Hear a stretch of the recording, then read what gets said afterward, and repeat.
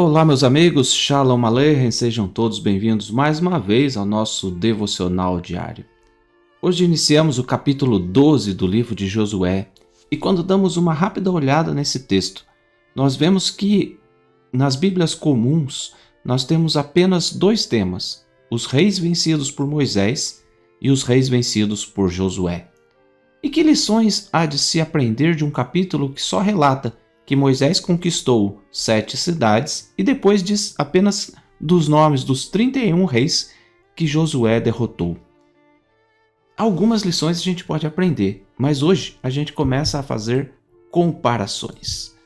Josué capítulo 12, versículo 6 nos diz: Moisés, servo do Senhor, e os filhos de Israel feriram a estes, e Moisés, servo do Senhor, deu esta terra em possessão aos Rubenitas, aos Gaditas e à meia tribo de Manassés. Todo o território conquistado por Moisés foi dividido apenas entre 2 tribos e meia. Josué, por sua vez, conquistou mais cidades que foram ocupadas posteriormente por 9 tribos e meia, tendo beneficiado, portanto, muito mais gente. Daí que toda vez que fazemos comparações, podemos agir de forma inadequada, injusta e não percebermos as nuances que diferenciam os tipos de liderança que Deus coloca sobre seu povo. Os 13 princípios fundamentais da fé judaica expressam: creio com fé completa que a profecia de Moshe Rabbeinu é verdadeira. Ele foi o mais importante de todos os profetas antes e depois dele. Esse é o 7º princípio. Daí sempre surge alguém para falar: eu não concordo. Yeshua é maior do que Moisés. Isso é uma blasfêmia. Não dá para acreditar que dizem que Moisés é maior do que Yeshua. Na verdade, isso é o que eu vejo, uma forma inadequada de observar as coisas, sob um prisma muito pequeno e sem sentido. Apenas para efeito de reflexão. Yeshua cumpriu qual lei? A lei de Moisés, obviamente dada por Deus e não por Moisés.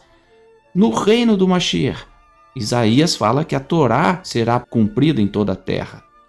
Na plenitude do reino do Mashiach, nós cumpriremos a lei de Moisés. Yeshua diz que não veio abolir a lei. Que lei? A lei de Moisés. Existe uma série de outros textos, mas o que é relevante aqui é perceber que perante Hashem, cada um tem uma missão e pronto.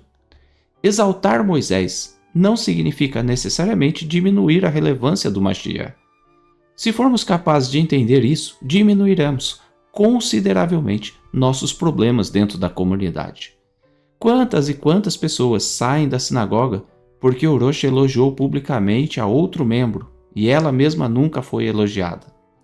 Daí surgem frases como: o fulano é melhor que eu, por acaso?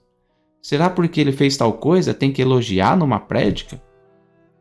Eu comparo essa atitude com a vivida pelo rei Saul quando Davi voltava de uma guerra. No famoso texto lá de 1 Samuel, capítulo 18, versículo 6 ao 9, nos diz que: sucedeu, porém, que vindo Saul e seu exército, e voltando também Davi de ferir os filisteus, as mulheres de todas as cidades de Israel saíram ao encontro do rei Saul, cantando e dançando, com tambores, com júbilo e com instrumento de música. As mulheres se alegravam e, cantando alternadamente, diziam: Saul feriu os seus milhares, porém Davi os seus 10 milhares. Então Saul se indignou muito, pois estas palavras lhe desagradaram em extremo, e disse: 10 milhares deram a ele, e a mim somente milhares. Na verdade, o que lhe falta senão o reino? Daquele dia em diante, Saul não via Davi com bons olhos. Veja quanta incoerência e imaturidade humana. Saul era simplesmente o rei, e isso por si só já era uma honra gigante. Davi, ao derrotar os filisteus, prestou um serviço a Israel e a seu rei, portanto, beneficiando Saul. As mulheres se alegravam.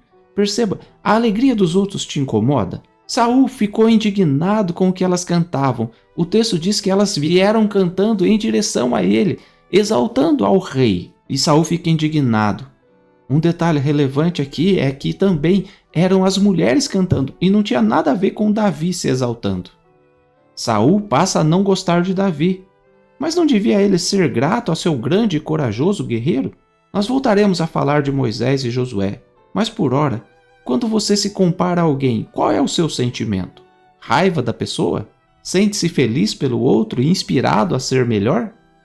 Use as comparações sempre para o seu bem, não para se destruir ou para destruir o teu próximo. Tenha paz com isso e lembre-se de dedicar sempre ao menos 5 minutos para Deus. Shalom.